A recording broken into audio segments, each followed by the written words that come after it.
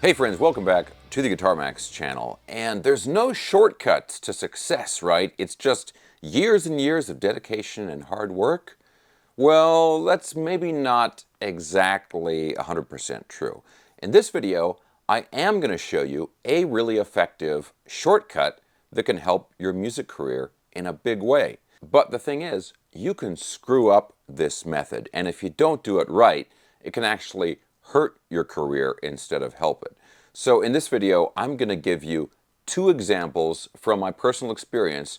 Two of them where this worked really well, and two of them where I screwed it up. Now, before we get into this, there's a couple things I want to mention. One is that this method I'm going to talk about can be applied to a lot of different types of careers. It doesn't only work in the music business. And the other thing is, this is one of the many things that I teach in my online course, which I started several months back. I just haven't talked about it in a while.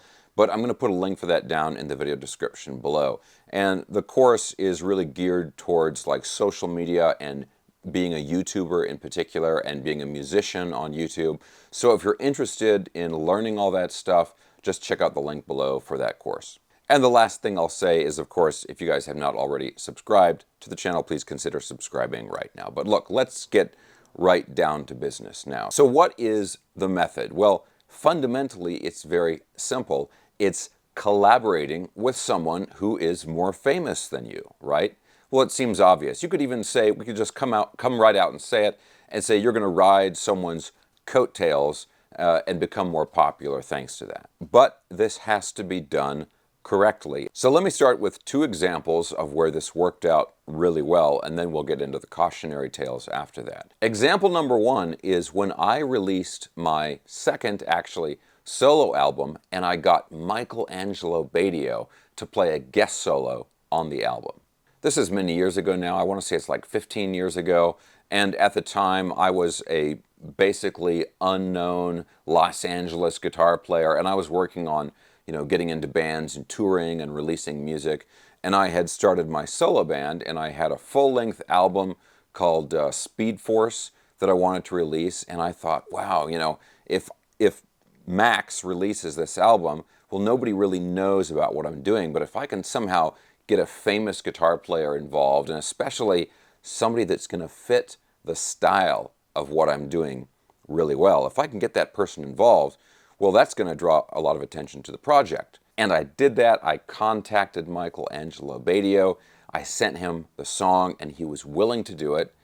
And he did it, and I released the album. And because his name was attached to the album and he performed on it, then that drew a lot of really great attention to it. And the key here is this was an instrumental shred guitar album, and that was exactly what he was known for. If I had somehow gotten three-time Grammy-winning violinist Hilary Hahn to play on the album, well, it probably wouldn't have worked out very well, because those are two styles that would completely clash, and her audience is not going to be that interested in what I was doing.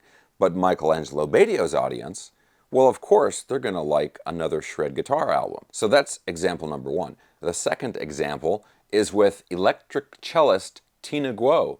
I also got her to play a guest solo on one of my songs, and it really was more than a guest solo. I kind of specifically wrote that song to feature an electric cello, and she was, of course, the obvious choice. And again, it's because she was already doing heavy metal electric cello. That audience was going to like what I was doing as well. So both of those collaborations worked out great for me, and it really helped to give me a boost early on in my career. And because it helped to get my name out there, it led to other opportunities down the road that I probably would have never gotten without that stuff.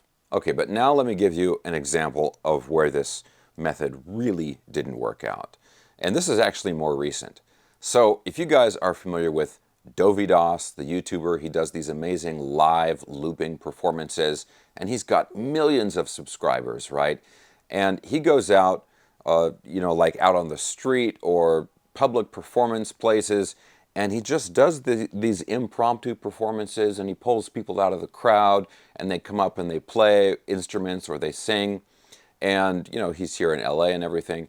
And he invited me to play with him at one of these performances. And it was at the Universal City Walk in Universal Studios, so it was a cool place. There were a lot of people there, and I came up and we did an impromptu rendition of, you could kind of say, a generic Dragon Force song, like what Dragon Force would sound like if you just kind of came up with it on the spot. That's what we did. And this video has gone on to get, I don't know, 6 million, maybe 7 million views on his channel. Huge numbers. So you'd think, wow, what a great opportunity, what a great collaboration. Can you imagine going on someone else's channel as a guitar player? You know, I was doing the thing that I do, right? Shred guitar stuff. You go on someone else's big channel and you get 6, 7 million views.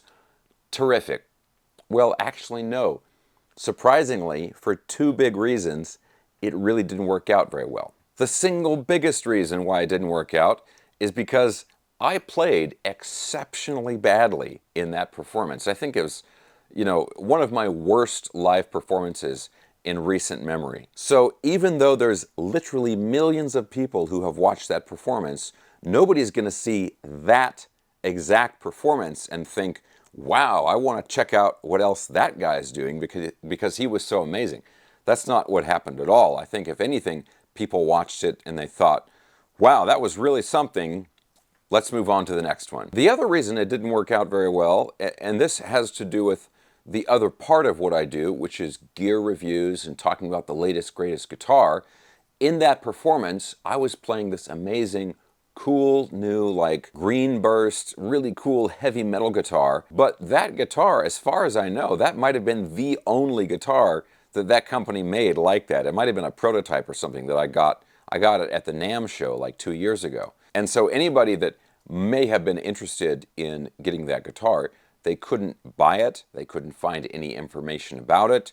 It wasn't, you know, it was like listed, it was buried on some Chinese website somewhere. And despite that video getting 7 million views, it did absolutely nothing for that guitar company because the company was not prepared. They were not in a position where they could actually capitalize on the popularity of that video. The same thing happened with my performance in that video. It was a lack of preparation that doomed the potential that video had in terms of helping my career. So if you do a collaboration or the riding someone's coattails method, right, the two big things you have to watch out for is, number one, will the audience of that person react well with what you're doing? That's number one. And number two is, you have to be ready. You have to be prepared. Sometimes I'll get requests from people doing YouTube channels, and they've got like a brand new channel, and they ask to do a collaboration with me because they know it'll help their channel. I can say, hey,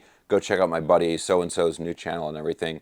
And if the first video they're putting out is with me, it's never going to work. It's never a good idea. And I always tell them, you know what? Put out some of your own material first, you know, at least a few videos, and then have me on. That way, my audience will go to your channel and there will be something for them to watch and enjoy. You have to be prepared, and you have to get yourself in a position ahead of time where you can actually benefit from the collaboration. Okay, now obviously, guys, there are so many different examples of this kind of thing where it worked out really well, and then other times where it didn't work out at all. And it's kind of a funny thing.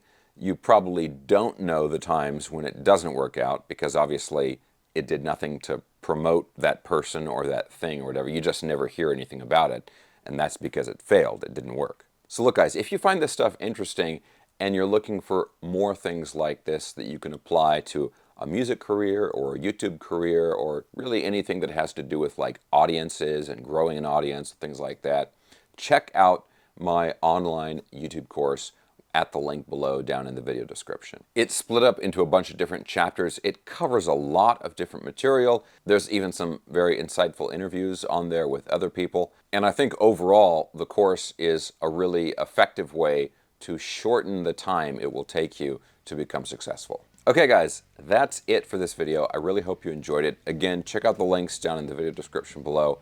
Thumbs up if you enjoyed this video. Subscribe if you haven't already. And I'll talk to you very soon.